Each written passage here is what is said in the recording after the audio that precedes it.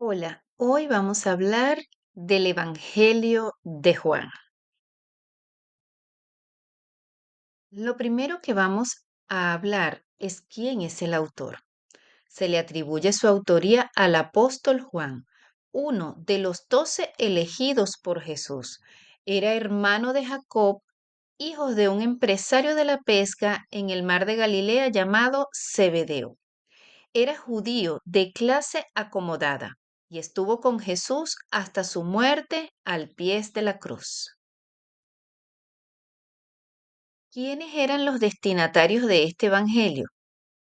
Juan escribió esta excelente obra que deleita a todos aquellos dispuestos a conocer al Hijo de Dios, judíos y gentiles, que se encontraban exiliados y perseguidos por el Imperio Romano, en un momento de adoración pagana a un emperador que se proclamó como Dios. Es posible que se encontrara en Asia, específicamente en Éfeso, en el año 90 después de Cristo.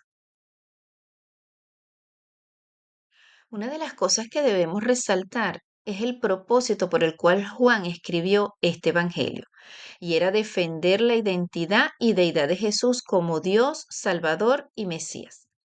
También debemos resaltar la estructura en la cual Juan escribió este Evangelio y se divide en dos partes. La primera, entre las señales que se encuentran en los capítulos del 1 al 12, o bien podemos decir también los milagros. Y la segunda estructura es la pasión, la cual se encuentra en los capítulos del 13 al 21, y estas relatan todo el proceso de Jesús para ir a la cruz.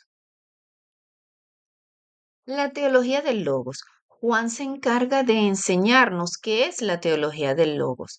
Teología, recordemos, que es la ciencia que se encarga de estudiar a la persona de Dios. Y el logos es el verbo, es la palabra. Y Jesús, refiriéndose a Juan en su capítulo 1 del Evangelio de Juan, verso 1, dice que en el principio era el verbo y el verbo era con Dios y el verbo era Dios, refiriéndose a Jesús. Entonces, logos significa palabra y Jesús es esa palabra viva.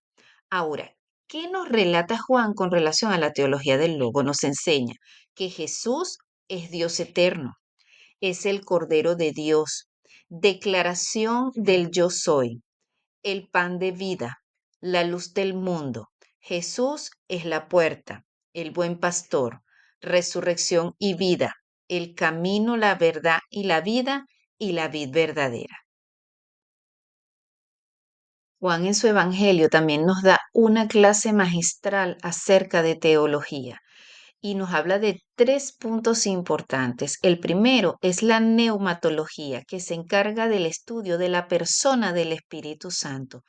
En ella nos relata cómo Jesús nos deja ese legado que el Padre nos prometió de que enviaría la promesa, que era el Espíritu Santo. A través del Evangelio de Juan podemos conocer cómo sería esa relación del Espíritu Santo para con nosotros y cuál sería su función. También conocemos lo que es la eclesiología, que es la ciencia que se encarga de estudiar a la iglesia, a nosotros como creyentes individualmente y cuando nos unimos en comunidad para formar la iglesia que a la vez es la novia del Cordero que está en espera de su regreso. También nos habla de escatología. Recordemos que la escatología es el estudio de los eventos por venir. Y Juan nos habla en su evangelio muchos de esos puntos que Jesús nos dejó de todo lo que iba a pasar, sobre todo de su retorno y de su gran momento para la historia del pueblo de Israel como para cada creyente. Así que deleitémonos en leer, estudiar y apreciar este Evangelio del Reino que nos ha dejado grandes riquezas para nuestra edificación.